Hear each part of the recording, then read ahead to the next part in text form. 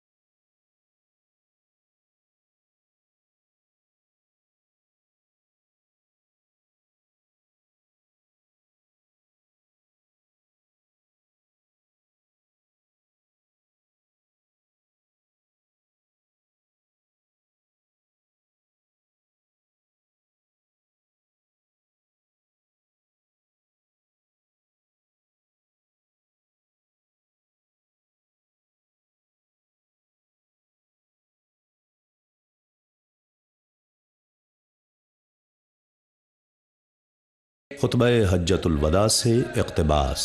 نبی کریم صلی اللہ علیہ وآلہ وسلم نے حجۃ الوداع کے موقع پر فرمایا، اے لوگو، میری بات غور سے سنو اور اس کو سمجھو۔ تمہیں یہ چیز معلوم ہونی چاہیے کہ ہر مسلمان دوسرے مسلمان کا بھائی ہے اور سارے مسلمان آپس میں بھائی بھائی ہیں۔ کسی کے لیے جائز نہیں کہ وہ اپنے بھائی کے مال سے اس کی رضامندی کے بغیر کوئی چیز لے، پس تم اپنے آپ پر ظلم نہ کرنا۔ اعوذ باللہ من الشیطان الرجیم، بسم اللہ الرحمن الرحیم۔ لبیک اللہم لبیک، لبیک لا شریک لک لبیک، ان الحمد والنعمت لک والملک لا شریک لک۔ اللہم صلی علی سیدنا و مولانا محمد وعلی آل سیدنا و مولانا محمد وبارک وسلم۔ ناظرین گرامی السلام علیکم، میں ہوں آپ کا میزبان محمد رئیس احمد اور آپ دیکھ رہے ہیں حج بیت اللہ کی مناسبت سے خصوصی پروگرام سوئے حرم کے عنوان سے۔ اس پروگرام میں مختلف موضوعات کو ہم نے پروگرام کا حصہ بنایا ماشاءاللہ، اور ابتدا سے لے کر اب تک آج حتمی طور پر اس سلسلے کا آخری پروگرام چونکہ حج ادا ہو گیا، اس دعا کے ساتھ کہ اللہ تعالیٰ تمام حجاج کی اس سعی کو، اس کوشش کو، اس ارادے کو اور وقوف کو اپنی بارگاہ میں قبول فرمائے اور حج مبرور کا ثواب عطا فرمائے۔ اور جتنے دیکھنے سننے والے ہیں دنیا بھر میں ARYQ TV کے ناظرین نے ماشاءاللہ لائیو ٹرانسمیشن کے ذریعے جو ہے وہاں کے روحانی اور نورانی مناظر میدان عرفات سے دیکھے اور اپنے اپنے گھروں میں تکبیرات کہتے رہے اور اللہ کی حمد و ثنا بیان کرتے رہے، اللہ کی بارگاہ میں اپنی توبہ پیش کرتے رہے اور اللہ کی بارگاہ میں اپنی دعائیں پیش کرتے رہے۔ دعا ہے کہ اللہ تعالیٰ ان تمام دعاؤں کو اپنی بارگاہ میں مستجاب فرمائے اور شرف قبولیت سے نوازے۔ ناظرین آج جو ہے چونکہ کل پاکستان میں عید ہے اور اس مناسبت سے آج ہم بات کر رہے ہیں اللہ کے دوست خلیل اللہ حضرت سیدنا ابراہیم علیہ السلام کے حوالے سے، ان کے حوالے سے بات کریں گے، اور آج نصف حصے میں ہم ذبح عظیم کے حوالے سے بھی بات کریں گے جو قربانی کل سنت ابراہیمی کی ادائیگی ہے پاکستان میں، تو اس اعتبار سے اس کے فضائل اور مسائل کے حوالے سے بھی کچھ بات کر لیں گے۔ آج ہمارے ساتھ موجود ہیں عہد حاضر کی ایک انتہائی معتبر شخصیت، پوری دنیا میں آپ سے محبت رکھنے والے، آپ سے عقیدت رکھنے والے، آپ کی گفتگو کو سننے اور پسند کرنے والے اور آپ کی بات پر توجہ دینے والے ناظرین ماشاءاللہ موجود ہیں۔ میری مراد آج ہمارے ساتھ موجود ہیں مفتی اعظم پاکستان حضور قبلہ مفتی منیب الرحمان صاحب۔ آپ چیئرمین ہیں مرکزی رویت ہلال کمیٹی پاکستان اور متعدد اداروں کی سربراہی فرما رہے ہیں، اور آپ کے تلامذہ کی تعداد ہزاروں میں ہے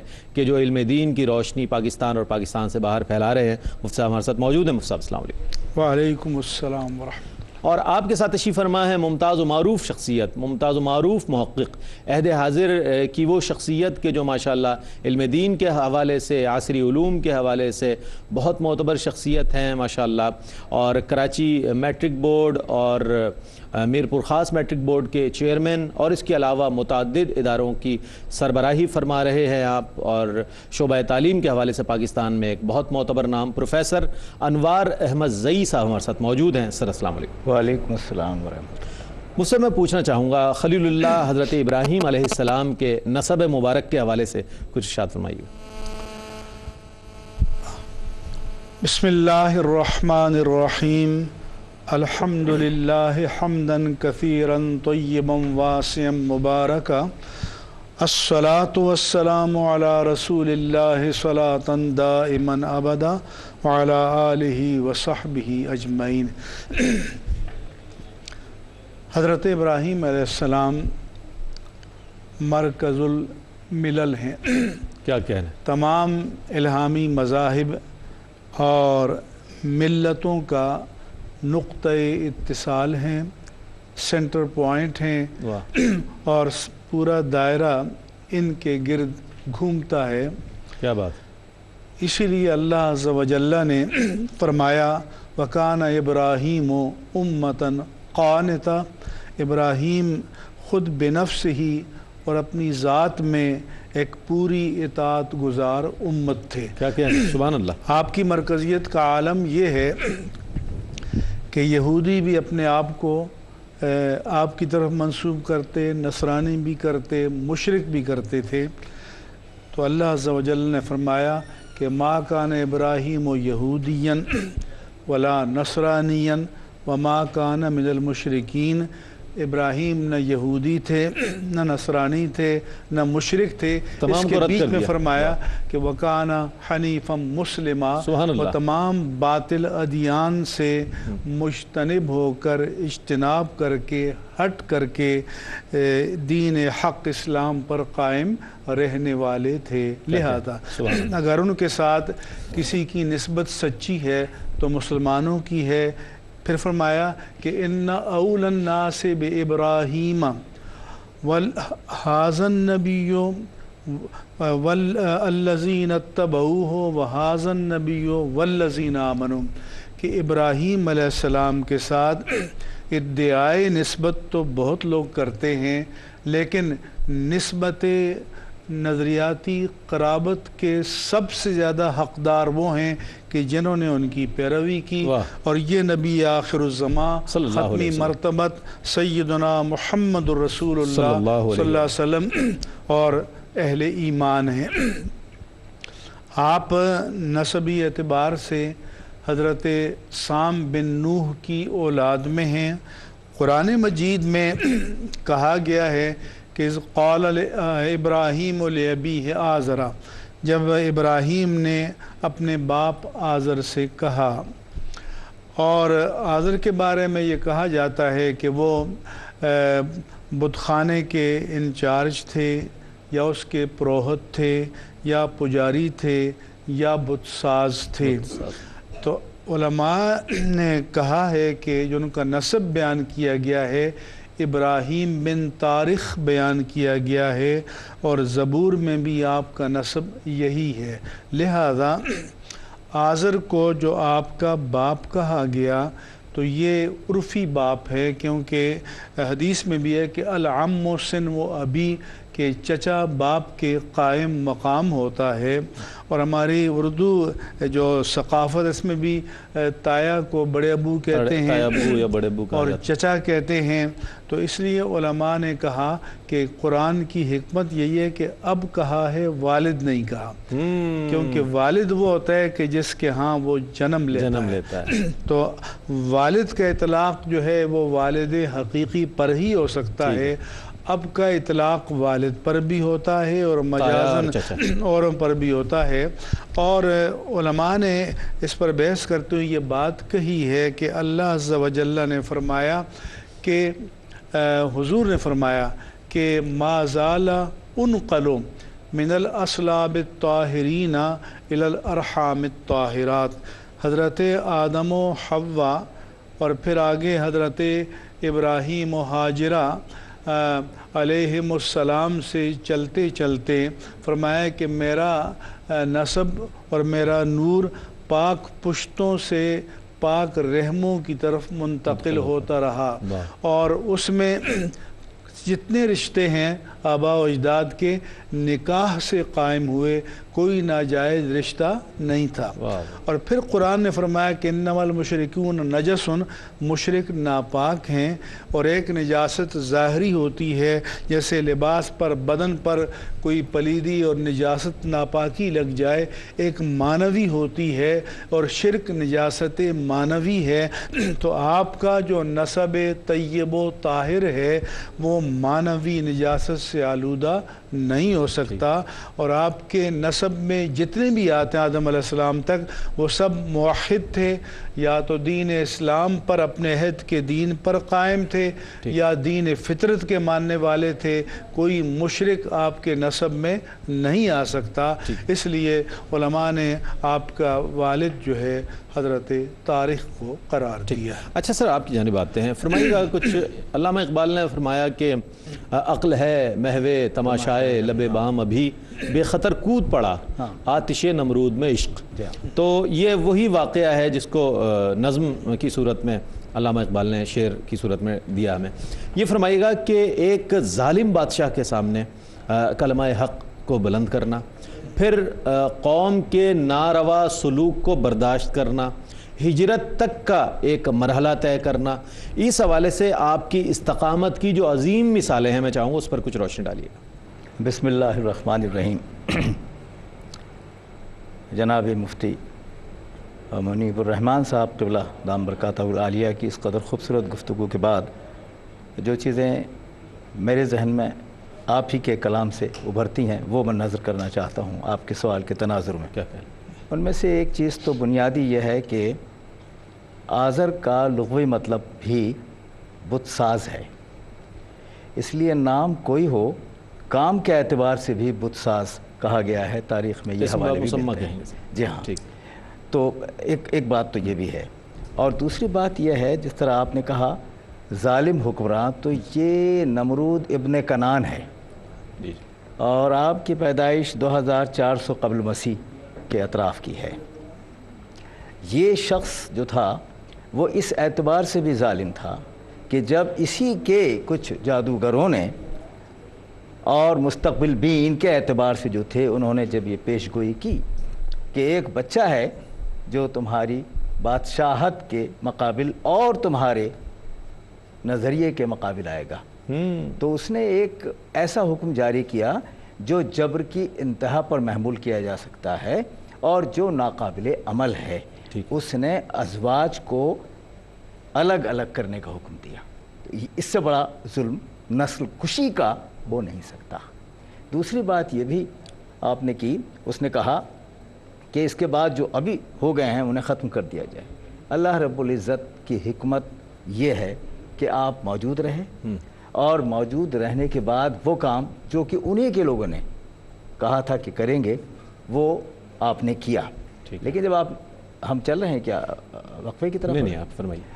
انہوں نے کیا، لیکن اس میں ایک اور جو نقطہ ہے، آپ نے ہجرت کی بات کی۔ جی ہجرت کیا بلکہ ہجرتیں ہیں، ہجرتیں متعدد اور مسلسل ہجرتیں ہیں، اور ادوار بھی ایسے ہیں ہجرتوں کے کہ جہاں پاؤں رک جاتے ہیں، تھم جاتے ہیں، پابہ زنجیر محسوس ہوتا ہے ان حالات کی وجہ سے، لیکن زنجیروں کو توڑ کر ہجرت کی طرف جانا یہ ہے کمال ادوار کے اعتبار سے۔ لیکن عزم اور حوصلے میں کبھی واقع نہیں ہوگی، کبھی نہیں، پائے استقامت ڈگمگا نہیں ہے آپ۔ اب جس طرح اب کا حوالہ دیا یوں بھی، اور دوسری بات بھی کہ آپ کے لیے یہ بھی ہے کہ ایک طرف تو آپ ہجرت کر رہے ہیں اپنے کمسن کو چھوڑ کر، لیکن اس سے پہلے آپ ہجرت کر رہے ہیں اپنے اب کو چھوڑ کر۔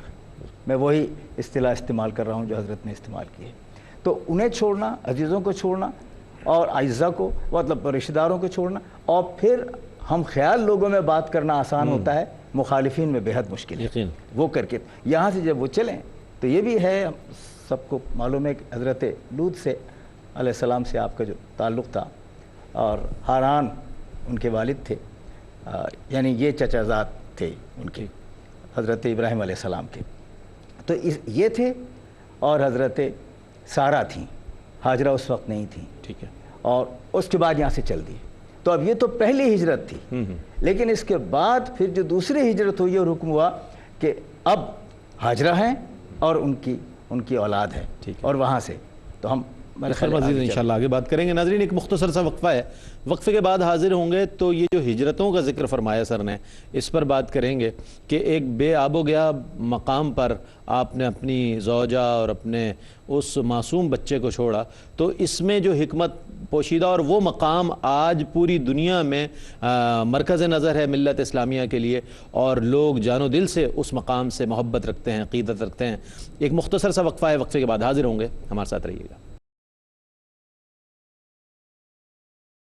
خطبہ حجۃ الوداع سے اقتباس. نبی کریم صلی اللہ علیہ وآلہ وسلم نے حجۃ الوداع کے موقع پر فرمایا، اے لوگو، اللہ تعالیٰ سے ڈرتے رہا کرو. میں تمہیں عورتوں کے ساتھ بھلائی کی وصیت کرتا ہوں، کیونکہ وہ تمہارے زیر دست ہیں. وہ اپنے بارے میں کسی اختیار کی مالک نہیں، اور یہ تمہارے پاس اللہ تعالیٰ کی طرف سے امانت ہے. بسم اللہ الرحمن الرحیم. السلام علیکم. اے خدا، تو نے مجھے سب کچھ دیا ہے، یہ میری زندگی تیری عطا، کیسے کہہ دوں کہ تو میرا نہیں ہے. لقب تیرا تو رب العالمین، اپنے دل کی بات میں کس سے کہوں، اور تیرا ہو کہ دور کیوں تجھ سے رہوں، اور سامنے کیوں غیر کے. اپنے دل کی بات میں کس سے کہوں، اور تیرا ہو کہ دور کیوں تجھ سے رہوں، اور سامنے کیوں غیر کے پھیلاؤں ہاتھ. ہر مانگتی ہے تجھ سے ساری کائنات. حضور، نہ ہو آپ سے پیار ممکن نہیں، خطا ایسی سرکار ممکن نہیں. اگر وہ بلائیں تو آؤں گا میں، بنے دھرم دیوار ممکن نہیں. صبا ان کو پہنچا دے میرا سلام، صبا ان کو پہنچا دے میرا سلام، اگر ان کا دیدار ممکن نہیں. عقیدت ہے اتنی کہ الفاظ میں عقیدت کا اظہار ممکن نہیں. اور نظر رحمت دو جہاں کے بغیر سدھر جائے سنسار ممکن نہیں. حضور سبھی کو مال و زر دے دے، سبھی کو مال و زر دے دے، ہر ایک نعمت عطا کر دے. سبھی کو مال و زر دے دے، ہر ایک نعمت عطا کر دے. میرے مالک مجھے احساس کی دولت عطا کر دے. اور میں ہر خواہش، ہر ایک ارمان کو قربان کر دوں گا، جو تو مجھ کو فقط کردار کی عظمت عطا کر. میری لغزشوں، حضور میری لغزشوں پہ نظر نہ کر، مجھے رحمتوں سے نواز دے. میرے لغزشوں پہ نظر نہ کر، مجھے رحمتوں سے نواز دے. بڑا ہوگا مجھ پہ تیرا کرم، تم محبتوں سے نواز دے. ناظرین خیر مقدم ہے آپ کا. سوئے حرم کے عنوان سے آپ یہ حج بیت اللہ کے حوالے سے خصوصی پروگرام دیکھ رہے ہیں، جس کا آج آخری حصہ آپ ملاحظہ فرما رہے ہیں، اور آج اللہ کے دوست خلیل اللہ کے عنوان سے آپ پروگرام دیکھ رہے ہیں. دونوں صاحبان نے ماشاءاللہ، دونوں مہمانان گرامی نے بہت خوبصورت انداز میں پہلے سیگمنٹ میں اس تاریخی پس منظر میں اور حضرت ابراہیم خلیل اللہ علیہ السلام کے خاندانی پس منظر کو بہت خوبصورت انداز میں پیش کیا، جو کتب کی زینت ضرور ہے، کتب میں موجود ضرور ہے یہ سب چیزیں، لیکن آج ہماری مادی زندگی میں وہ وقت نہیں ہے کہ ہم ان معلومات کو، ان چیزوں کو اپنے ذہن میں رکھیں. بہرصورت سر کیا فرمائیں گے مفتی صاحب اس حوالے سے کہ میں نے سوال قائم کیا تھا کہ آپ اپنے بچے کو، معصوم بچے کو اور زوجہ کو بے آب و گیا مقام پر چھوڑ جاتے ہیں. ایک صبر ہے، استقامت ہے، اللہ پر یقین کا بھی یہاں مظاہرہ کیا جا رہا ہے. آپ کیا فرمائیں گے؟ حضرت ابراہیم علیہ السلام اللہ تعالیٰ کے اولو العزم رسولوں میں سے تھے. عزیمت، استقامت، صبر و ثبات، عزم و ہمت آپ کی شخصیت کا جوہر تھے. واہ. اور ایک ایسے وقت میں کہ جب بندے خدائی کا دعویٰ کر رہے تھے اور تمام اسباب سے لیس تھے، تو اس وقت تنہا میدان میں کھڑے ہو کر اللہ کی توحید کا نعرہ لگانا کوئی آسان بات نہیں ہے. باطل سے ٹکرا جانا ہر مشکل کا سامنا کرنا، لیکن اگر ایمان قلب میں راسخ ہو تو توحید سے بڑھ کر طاقت کوئی چیز نہیں ہو سکتی۔ واہ واہ واہ، علامہ اقبال نے کہا کہ زندہ قوت تھی جہاں میں توحید کبھی، آج کیا ہے فقط مسئلہ علم کلام، کہ کیا بات، کبھی ایک فرد تھا جو پوری باطل کی ملتوں کے خلاف تنہا کھڑا تھا اور پائے ثبات میں لغزش نہیں آئی۔ آج تقریباً 1.5 ارب نفوس پر مشتمل امت مسلمہ ہے، لیکن کوئی مقام افتخار نہیں ہے اور عظیمت نہیں ہے۔ آپ نے جو فرمایا کہ اللہ کے حکم سے آپ حضرت، ویسے ان کا نام ہاجر ہے لیکن ہمارے عرف میں ہاجرہ کہا جاتا ہے، حضرت ہاجرہ رضی اللہ تعالی عنہا اور اپنے نومولود صاحبزادے حضرت اسماعیل کو لے کر ہجرت کرتے ہوئے مکہ کی سرزمین پر گئے، اور پھر وہاں سے جب ان کو چھوڑ کر آنے لگے تو حضرت ہاجرہ نے پوچھا کہ آپ اس طرح ہمیں چھوڑ کر جا رہے ہیں؟ تو انہوں نے پلٹ کے نہیں دیکھا، تو انہوں نے پھر ان سے پوچھا کہ کیا آپ اللہ کے حکم سے ایسا کر رہے ہیں؟ تو انہوں نے فرمایا کہ ہاں۔ تو انہوں نے، حضرت ہاجرہ نے فرمایا کہ اذا اللہ یضیعنا، اب ہمارا ایمان ہے کہ اللہ ہمیں ضائع نہیں فرمائے گا۔ اور تب انہوں نے دعا کی کہ ربنا انی اسکنت من ذریتی بواد غیر ذی زرع عند بیتک المحرم، کہ اے اللہ میں نے اپنی اولاد کو ایک وادی بے آب و گیاہ میں تیرے بیت الحرام کے پاس چھوڑا ہے، اور پھر یہ دعا کی کہ ربنا اجعل افئدۃ من الناس تہوی الیہم، کہ اے اللہ تو لوگوں کے دلوں کو ان کی جانب مائل کر دے۔ تو ایسے عالم میں کہ جب بڑھاپے کی ایک اولاد ہو، ایک بیٹا ہو، اور پھر رب کا حکم آ جائے اس کو دور دراز کسی بیاب و گیاہ سرزمین پر جہاں بظاہر حیات کے آثار ہی نہ ہوں چھوڑ کر چلے آؤ، تو یہ کوئی صاحب عظیمت نبی یا اللہ کا خلیل ہی کر سکتا ہے۔ بے شک بے شک، یہ کسی عام انسان کے بس کی بات نہیں ہے۔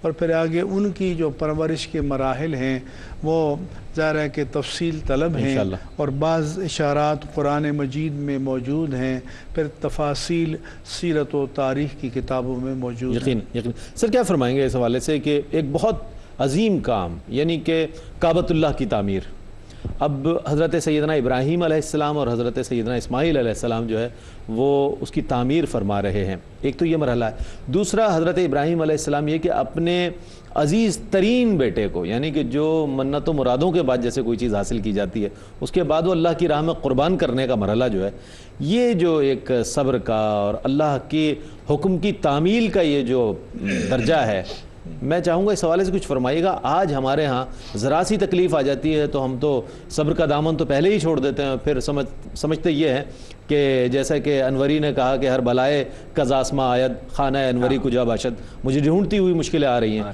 کیا فرمائیں گے آپ حضرت ابراہیم خلیل اللہ کا یہاں پر جو طرز عمل ہے؟ سب سے اہم بات شاید میرے خیال میں یہی ہے کہ عقیدے کی پختگی، صرف کہنا ایمان نہیں ہے، واہ واہ، بلکہ اس کو پوری طرح اپنی زندگی پر تسلط کے ساتھ مسلط کرنا ایمان ہے، اور یہ ہر جگہ مل رہا ہے۔ دیکھیے یہاں میں پھر تھوڑا سا جانا چاہتا ہوں پیچھے، آپ نے وہ اقبال کا شعر ارشاد فرمایا تھا، تو پہلی چیز تو یہ کہ حضرت ابراہیم نے دلائل پیش کیے، اب کو بھی دلیل دی، پھر جب دربار میں گئے وہاں بھی دلیل دی، اور سارے دلائل جب نہیں تسلیم کیے گئے تو پھر انہوں نے عقل سے عشق کا سفر طے کیا۔ واہ واہ، اب انہوں نے کہہ دیا تو پھر وہاں ہے، اب عشق ہے اللہ کا، اور جب عشق ہے تو پھر دلیل نہیں ہے، دوسروں کے لیے دلیل ہوگی، حیرت کا سامان ہوگا، حیرتوں کے سلسلے سوز نہا تک آ گئے، لیکن یہاں بے خطر کود پڑا آتش نمرود میں، عشق بے خطر کودا ہے، عقل ہے محو تماشائے لب بام ابھی، اور یہی اسی کا ارتباط جو ہے وہ یہاں بھی ہو رہا ہے، جہاں آپ فرما رہے ہیں کہ اب وہ مقام آ گیا کہ جہاں قربانی کی بات ہے تو جس نے خواب دیکھا وہ بیان کر رہا ہے جسے قربان کرنا ہے اس سے، اور وہ یہ کہہ رہا ہے کہ اگر یہ اللہ کی طرف سے تو آپ مجھے صابر پائیں گے۔ واہ واہ اب واہ، یہ جو کیا یقین کی تیقن بات کی ہے۔ کیا منزل ہے، اللہ اکبر۔ اور جب شیطان نے حضرت ہاجرہ کے کان میں کچھ کہا اور بتایا اور انہیں اس طرف لانے کی کوشش کی تو ان کا جواب وہ یہی تھا کہ نہیں، اگر اللہ کا یہ حکم ہے تو ٹھیک ہے، وہ بالکل ٹھیک کر رہے ہیں۔ تو یہ دیکھیے، ایک ماں اپنے اولاد کو قربان کرنے کو تیار، اولاد خود قربان ہونے کو تیار، باپ اپنی اولاد کو قربان کرنے کی، یہ کیوں؟ اس لیے کہ وہ جو عقیدہ ہے اس پر راسخ ہونے کی دلیل یہ ہے کہ اللہ نے کہا ہے تو اللہ ہی نے کہا ہے، تو اللہ نے کہا ہے تو پھر صورتحال بھی ویسی ہوگی۔ اور پھر جو خانہ کعبہ کی تعمیر کی بات کی ہے آپ نے حضرت، اسے اور آگے بڑھائیں گے۔ میں عرض کروں کہ یہ تعمیر نو ہے، اور یہ اس لیے ہے کہ دیکھیے وہ جو دعا انہوں نے مانگی تھی نا، جس کا تذکرہ آپ نے فرمایا، اس دعا کے مستجاب ہونے کی دلیل کو بھی رہتی دنیا تک لوگوں کو تسلیم کرنا پڑے گا۔ یہ ہے کیا کہنا، یہاں خانہ کعبہ بن گیا تو آج وہی بات ہے کہ یہ ام القریٰ یعنی شہروں کی ماں ہے مکہ، اور سارے لوگ اسی طرف منطف ہیں اور مراجعت کر رہے ہیں، اور آج وہ جگہ جو بے آب و گیا ہے جہاں پھلوں کے لیے اور آبادی کی دعا کی جا رہی ہے، مجھے بتائیے کہ آج ساری دنیا سے کشاں لوگ کہیں اور نہیں وہیں گئے ہیں اور وہیں جا سکتے ہیں۔ کیا کہتے ہیں؟ جی آپ کیا فرماتے ہیں؟ قرآن مجید میں اللہ عز و جل نے فرمایا کہ جس ذبح عظیم کی طرف آپ اشارہ کر رہے ہیں، اور پروفیسر صاحب نے بیان کیا کہ یا بنی انی ارا فی المنام انی اذبحک، کہ پیارے بیٹے میں نے خواب دیکھا ہے کہ میں تجھے ذبح کر رہا ہوں۔ یہاں ضمناً یہ عرض کر دوں کہ غیر نبی کا خواب یا الہام حجت نہیں ہوتا، لیکن اللہ کے نبی کا الہام اور خواب حجت ہوتا ہے۔ اس لیے حدیث پاک میں فرمایا کہ رؤیا صادقہ نبوت کا 46واں حصہ ہیں، کیونکہ غار حرا پر وحی کے نزول کے بعد 6 ماہ تک آپ کو سچے خواب آتے رہے۔ اب چونکہ بیٹے بھی نبی کے بیٹے تھے، تو اگر آج کوئی باپ بیٹے سے کہے کہ میں نے خواب دیکھا ہے تجھے ذبح کر رہا ہوں، تو کہے گا کہ بڑے میاں کا دماغ چل گیا ہے، لیکن بیٹے بھی نبی کے بیٹے تھے۔ انہوں نے کہا کہ یا ابت افعل ما تؤمر، کیونکہ نبی کا خواب وحی ربانی اور امر ربانی ہوتا ہے، تو اے ابا جان جس کا حکم دیا گیا ہے آپ بجا لائیے، ستجدنی انشاءاللہ من الصابرین۔ اسی کو علامہ اقبال نے کہا ہے کہ یہ فیضان نظر تھا یا کہ مکتب کی کرامت تھی، سکھائے کس نے اسماعیل کو آداب فرزندی۔ اور پھر جیسا کہ عقل اور عشق کا تقابل پروفیسر صاحب نے ابھی فرمایا تھا، تو علامہ اقبال ہی نے یہ بھی کہا ہے کہ عشق بیچارہ نہ ملا نہ زاہد نہ حکیم، عقل یار ہے سو بھیس بدل لیتی ہے۔ تو عقل نفع اور نقصان کے تخمینے بناتی ہے کہ یہ کام قدم بڑھاؤں گا تو نفع ہوگا یا نقصان ہوگا، اور عشق یہ بتاتا ہے کہ غیر مشروط طور پر سر تسلیم خم کرنے کا نام جو ہے یہی ایمان ہے، یہی مقصود ہے، یہی مراد ہے۔ اس کی راہ میں جو کچھ بھی قربان ہو جائے وہ کم ہے۔ اور پھر قرآن نے فرمایا کہ جب وہ والد لے کر چلے گئے، منا میں گئے، قربان گاہ میں گئے، فَلَمَّا أَسْلَمَا، جب باپ اور بیٹا دونوں نے امر ربانی کے سامنے سر تسلیم خم کر دیا، وَتَلَّهُ لِلْجَبِينِ، اور باپ نے بیٹے کو پیشانی کے بل لٹا دیا، اور جب ذبح کرنے والے ہی تھے کہ اللہ فرماتے کہ وَنَادَيْنَا، ہم نے غیب سے ندا دی کہ قد صدقت الرؤیا، کہ اے ابراہیم آپ نے خواب سچ کر دکھایا ہے، وَفَدَيْنَاهُ بِذِبْحٍ عظیم، اور ہم نے اسماعیل علیہ السلام کا جو فدیہ دیا ذبح عظیم، کہ اچانک وہاں سے جنت سے لایا ہوا ایک مینڈا نمودار ہوا، اور ابراہیم علیہ السلام کے فدیے کے طور پر اس کو ذبح کر دیا گیا، کیونکہ ابراہیم علیہ السلام تو نور نبوت کے अमीन थे वाह, वाह, वाह। और इस अमानत को आगे चलना वाह, वाह, वाह, वाह, था। वाह। और फिर जो इजाबत दुआ इब्राहीम और असर दुआ इब्राहीम बात। ने ख़त्मुल मुरसीन की शक्ल में आना था, क्या कहना है? और इसलिए ये मराहिल क्या कहना है, सुभान अल्लाह सुभान अल्लाह। चूँकि ये तो वो सिलसिला है कि आप नूर नबूवत के अमीन थे, इसलिए अल्लाह ताला ने उस नूर को महफूज रखा और नबी मुकर्रम सल्लल्लाहु अलैहि वसल्लम की सूरत में, नबी आखिरुज़्ज़मा सल्लल्लाहु अलैहि वसल्लम की सूरत की में भी क्या शान होगी क्या जो बात। इस्माइल अलैहिस्सलाम और नूर मुस्तफ़ा का बदल बना वाह और वाह सतिया बन गया। वाह। नाज़रीन, एक मुख्तसर सा वक्फा है, वक्फे के बाद आपकी खिदमत में हाजिर होंगे। मुझे उम्मीद है आप हमारे साथ रहेंगे। खुतबा हज्जतुल वदा से इक़्तिबास। नबी करीम सल्लल्लाहु अलैहि वसल्लम ने हज्जतुल वदा के मौके पर फरमाया, अल्लाह ताला ने फैसला फरमा दिया है कि कोई सूद नहीं। सबसे पहले जिस सूद को मैं कलअदम करता हूँ वो अपने घराने अब्बास बिन अब्दुल मुत्तलिब का सूद है। ये सब का सब माफ़ है। ज़माना जाहिलियत की हर चीज़ को मैं कलअदम करार देता हूँ। खुतबा हज्जतुल वदा से इक़्तिबास।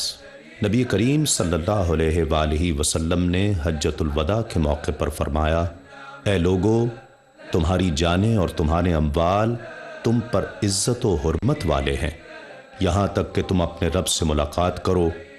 ये इस तरह हुर्मत वाले हैं जिस तरह आज का दिन और ये महीना यानी 9 ज़िलहज। बेशक जब तुम अपने रब से मुलाकात करोगे तो तुमसे तुम्हारे आमाल के बारे में पूछेगा।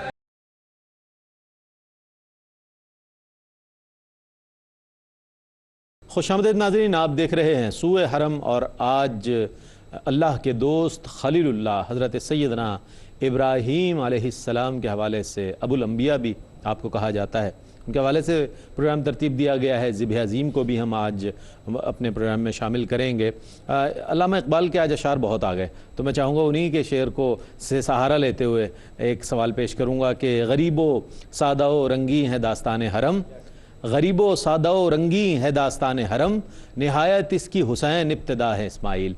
तो हज़रत सैयदना इस्माइल अलैहिस्सलाम की क़ुरबानी और उसकी कबूलियत मेंढे की सूरत में जो हुई, उससे हम आगे बढ़ते हैं और आज मिल्लत इस्लामिया जो क़ुरबानी करती है और सुन्नत इब्राहीमी अदा करती है, उस हवाले से हम बात करेंगे। चूँकि कल पाकिस्तान में ईद है, इस हवाले से अच्छा सर क्या फरमाएंगे कि क़ुरबानी का फ़लसफ़ा क्या है? क्या कि एक जानवर को लेकर आना, उसकी खिदमत करके ज़िबा करके उसके गोश्त को तकसीम करके कुछ हिस्सा रख कर खा लेना, या ये कि इसकी कोई फ़िलासफ़ी है कि जिसे हम समझ नहीं पाते, सिर्फ़ एक रिवायत समझ के या वजूब का हिस्सा समझ के उसको हम अदा कर देते हैं? क्या फरमाएंगे आप? यकीनन समझ नहीं पाते, लेकिन समझने की बेहद ज़रूरत है। जी। इसलिए कि एक तो कुर्बानी कुर्ब के हवाले से है, और कुर्बानी का मतलब सिर्फ ये नहीं है कि आप मेंढा या कोई चीज़ ज़िबा कर दें, बल्कि इस नियत के साथ उसमें कहा भी है कि इसका गोश्त और उसका खून जो है वह नहीं जाता, तक़वा। तो ये तक़वे की दलील बनाना, और सिर्फ इसलिए कि अल्लाह ने एक हुक्म दिया था, नबी ने उसकी तामील की उस अंदाज़ में, और फिर अल्लाह ने उसे बदल दिया। तो हमारे और आपके लिए ये एक बेहद सआदत का मकाम है कि हम उनकी सुन्नत पर अमल करें और उस अंदाज़ में क़ुरबानी करें जिस अंदाज़ में कि उन्होंने की थी, सिपासगुजारी के एतबार से, अक़ीदे के एतबार से, कि अल्लाह ने ये कहा है तो इसके ऊपर अमल होना है। और इसलिए भी दूसरी अहम तरीन बात यह है कि क़ुरबानी का मतलब हरगिज़ सिर्फ ये क़ुरबानी नहीं है, इसमें नियत, लालच, हिर्स, हवस, दुनिया की तरफ माइल होना, इन सब से भी इज्तनाब एक एतबार से इख्तियारतन इस क़ुरबानी का हवाला बनता है। ठीक है। इसलिए कि क़ुरबानी का मतलब है तस्लीम करना अल्लाह की वहदानियत और उसकी हुक्म, और दूसरा सुन्नत इब्राहीमी। इन दोनों में जो चीज़ मुश्तरक है वो है अल्लाह की रुबूबियत, और रुबूबियत को तस्लीम करके जो आप काम कर रहे हैं उसमें अलावा अल्लाह की रुबूबियत और आपके कोई और चीज़ हायल नहीं होनी चाहिए। ये फ़लसफ़ा है। क्या कहना है? अच्छा मुफ्ती साहब, आपकी मौजूदगी से फ़ायदा उठाते हुए और बहुत से नाजरीन, लाखों हज़ारों जो नाजरीन हमारे देख रहे हैं, उनकी रहनुमाई के लिए फरमाइएगा मसनून तरीक़ा ईद उल अज़हा के लिए क्या है, किस तरह घर से निकलना है, और जो लोग क़ुरबानी कर रहे हैं उनके लिए क्या चीज़ें ज़रूरी है? एक तो ये अर्ज़ कर दूँ कि ये लफ्ज़ क़ुरबान है, क़ुरबान, और जैसे हमने हाज को उर्दू में हाजी बना दिया है, क़ुरबान को क़ुरबानी बना दिया है, اور قربان کے معنی بندہ مومن کا ہر وہ فعل، ہر وہ مالی اور جانی صدقہ جو اللہ تعالیٰ کے تقرب، قربت، بندگی اور رضا کے حصول کے لیے کیا جائے۔ ٹھیک، یہ جو ہم جانور قربان کرتے ہیں اس کو اضحیہ کہتے ہیں، اور یہ قربان جس کا ایک ہماگیر معنی ہے اس کا ایک جز ہے۔ چنانچہ رسول اللہ صلی اللہ علیہ وآلہ وسلم سے پوچھا گیا کہ ما هذه الاضاحی یا رسول اللہ، کہ یا رسول اللہ یہ قربانیاں کیا ہیں؟ فرمایا سنت ابیکم ابراہیم، یہ تمہارے باپ ابراہیم کی سنت ہے۔ عرض کہ فما لنا فیہا یا رسول اللہ، یا رسول اللہ صلی اللہ علیہ وسلم ہمارے لیے اس میں کیا ہے؟ فرمایا کہ بکل شعرۃ حسنہ، ہر بال کے بدلے میں نیکی۔ فما الصوف یا رسول اللہ، عرض کیا کہ پھر جو روئیں والے جانور ہیں، بھیڑ، دمبا وغیرہ، ان میں کیا ہے؟ فرمایا کہ بکل شعرۃ من الصوف حسنہ، ہر روئیں کے، ہر بال کے عوض اللہ تعالیٰ نیکی عطا فرمائے گا۔ پھر یہ فرمایا کہ ما عمل ابن آدم یوم النحر احب الی اللہ من احراق الدم، کہ نیکیاں بہت ہیں، اقسام بہت ہیں، صورتیں بہت ہیں، لیکن ان قربانی کے ایام میں سنت ابراہیمی اور سنت مصطفی سے بڑھ کر کوئی نیکی ہو ہی نہیں سکتی۔ فرمایا کہ بنی آدم کا کوئی نیک عمل قربانی والے دن جانور کا خون بہانے سے زیادہ اللہ کی بارگاہ میں محبوب نہیں ہو سکتا۔ وَإِنَّهُ لَيَأْتِي يَوْمَ الْقِيَامَةِ بِقُرُونِهَا وَأَظْلَافِهَا وَشَعْرِهَا، یہ قیامت کے دن سینگوں اور کھروں اور بالوں سمیت آئے گا۔ وَإِنَّ الدَّمَ لَيَقَعُ مِنَ اللَّهِ بِمَكَانٍ قَبْلَ أَن يَقَعَ بِالْأَرْضِ، اور ذبح کے وقت قربانی کے جانور کا گرنے والا خون زمین پر بعد میں گرتا ہے، اللہ کی بارگاہ میں مقبولیت کو پہلے پا لیتا ہے۔ پس خوش دلی سے قربانی کرو۔ لہذا عید قربان کے دن سنت یہ ہے کہ نماز سے پہلے کچھ کھانا پینا نہیں چاہیے، پاک صاف ستھرے کپڑے پہن کر عیدگاہ میں جانا چاہیے، نماز عید ادا کرنی چاہیے، جو اللہ کے حضور مسلمانوں کی جمعیت کا، وحدت کا اور شان و شوکت کا ایک اظہار ہے سجدہ بندگی بجا لانے کی صورت میں۔ اور اس کے بعد پھر قربانی کی سنت شروع ہوتی ہے کہ عید الاضحیٰ کے دن تو نماز عید کے بعد سے لے کر غروب آفتاب تک اس کا وقت ہے، اور 10 اور 11 اور 11 اور 12 کی درمیانی رات میں قربانی کر سکتے ہیں، لیکن مکروہ ہے۔ اور اگلے دن صبح صادق سے قربانی کا وقت شروع ہو جاتا ہے، تیسرے دن بھی صبح صادق سے قربانی کا وقت شروع ہو جاتا ہے۔ اور یہ بھی میں ناظرین کی خدمت میں عرض کر دوں کہ منا میں جو قربانی کی جاتی ہے وہ یہ واجب قربانی نہیں ہے جو ہر عاقل و بالغ مالدار مرد و عورت پر واجب ہے، وہ اصل میں تمتع اور قران کا شکرانہ ہے۔ یعنی جو تمتع کرتے ہیں کہ پہلے عمرہ کی نیت باندھ کے عمرہ ادا کر کے احرام کھول دیتے ہیں، پھر 8 ذو الحجہ کو احرام باندھ کر حج کرتے ہیں، یا آخری ایام میں آتے ہیں اور حج اور عمرے کا احرام ایک ساتھ باندھتے ہیں، اور پھر عمرے کی سائی کر کے احرام نہیں کھولتے بلکہ حج کے بعد احرام کھولتے ہیں، تو ان پر یہ دم تمتع واجب ہے۔ جو مفرد ہے، تنہا حج کا احرام باندھ کر جائے اور حج کرے، اس پر نہیں ہے۔ تو اس لیے وہ دم تمتع کی قربانی ہے، وہ صرف حرم میں کرنا واجب ہے منا میں، اور یہ قربانی اللہ کی ساری زمین پر جہاں بھی اللہ جس کو توفیق دے اس کو یہ قربانی ادا کرنی چاہیے۔ اچھا مصطفیٰ، گوشت کی تقسیم کے حوالے سے بھی بہت سے سوالات ہمارے یہاں آتے ہیں۔ کوئی کثیر العیال ہے تو وہ یہ کہتا ہے کہ میری تو گنجائش ہی نہیں ہے، میں نے بڑی مشکل سے یہ سلسلہ کیا، اور اس کے کس طرح سے حصے تقسیم ہونے چاہیے؟ کچھ فرمائیں۔ گوشت کی تقسیم کے لیے مستحب تو یہ ہے کہ 3 حصے کریں، ایک اپنی گھر کی ضروریات کے لیے، ایک دوست احباب کو گفٹ دینے کے لیے، ایک فقراء و مستحقین کے لیے۔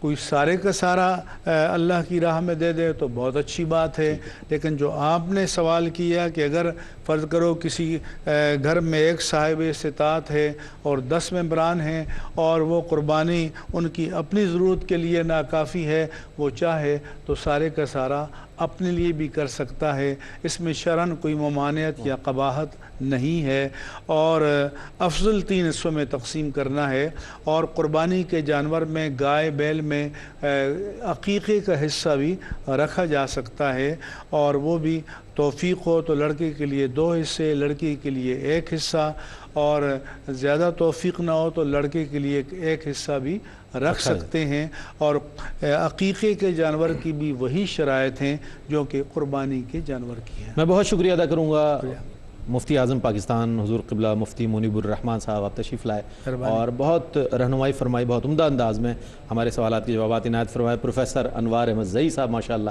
آپ تشریف فرما رہے، اور میں یہ سمجھتا ہوں کہ آپ کی گفتگو سے ہم نے بہت کچھ سیکھا، ہمارے ناظرین کو بہت عمدہ جوابات سننے کو ملے۔ ناظرین گرامی، ابتدا سے لے کر اب تک ماشاءاللہ یہ 10 پروگرامز پیش کیے گئے، اور ARYQ TV کی یہ کوشش رہی کہ جہاں یہ جو 10 دن ہیں جس کا حوالہ قرآن کریم میں بھی موجود ہے، اور اکثر مفسرین نے والفجر ولیال عشر کے حوالے سے ان 10 راتوں کی مبارک ہونے اور فضیلت کے حوالے سے بیان فرمایا، تو ان 10 راتوں کو اور خوبصورت بنانے کے لیے ARYQ TV نے یہ اہتمام کیا کہ ان راتوں میں وہ فضائل بیان کیے جائیں، حج بیت اللہ کے حوالے سے، مناسک حج کے حوالے سے مسائل بیان کیے جائیں، اور قربانی کے حوالے سے۔ تو ضرورت اس بات کی ناظرین، جہاں الحمدللہ کل پاکستان میں سنت ابراہیمی ادا کی جائے گی اور جانور قربان کیے جائیں گے، تو وہاں غریبوں کا بھی خیال رکھیں، ان لوگوں کا جو ضرورت مند ہیں، جو سارا سال گوشت کے لیے ترستے ہیں، ان لوگوں کا ضرور خیال رکھیں، اور اس کے ساتھ ساتھ یہ کہ اس کے فلسفے کو بھی سمجھنے کی کوشش کریں کہ صرف یہ نہیں ہے کہ ہم جانور لے آئیں اور اس کو ذبح کر کے تقسیم کر دیں یا کھا لیں، بلکہ یہ جذبہ پیدا کریں اپنے اندر کہ کل اگر اللہ کی راہ میں ہمیں اپنی جان کا نذرانہ پیش کرنا ہو تو ہم اس کے لیے بھی مستعد رہیں، اس کے لیے بھی تیار رہیں۔ پورے پاکستان میں رہنے والے مسلمان بہن بھائیوں کو میری جانب سے، ARYQ TV کی جانب سے، سوئے حرم کی پوری ٹیم کی جانب سے عید الاضحیٰ کی بہت بہت مبارکباد، اور جہاں عید ہو چکی ہے ان مسلمان بہن بھائیوں کو بھی میری جانب سے اور پوری ٹیم کی جانب سے عید الاضحیٰ کی بہت بہت مبارکباد۔ انشاءاللہ عید کے پہلے دن ہم آپ سے ملاقات کریں گے، اور عید کے شو میں آپ سے ہمارا انشاءاللہ آپ کا اور ہمارا ساتھ رہے گا۔ کل تک کے لیے اپنے میزبان محمد رئیس احمد کو اجازت دیجیے۔ اللہ حافظ۔ دعا آخر میں یہی ہے کہ میری عزت کے لیے کافی ہے کہ میں تیرا بنتا ہوں میرے مولا، اور میرے فخر کے لیے کافی ہے کہ تو میرا پروردگار ہے۔ تو بالکل اسی طرح ہے جس طرح میں چاہتا ہوں، مجھے بھی اسی طرح بنا دے جس طرح تو چاہتا ہے۔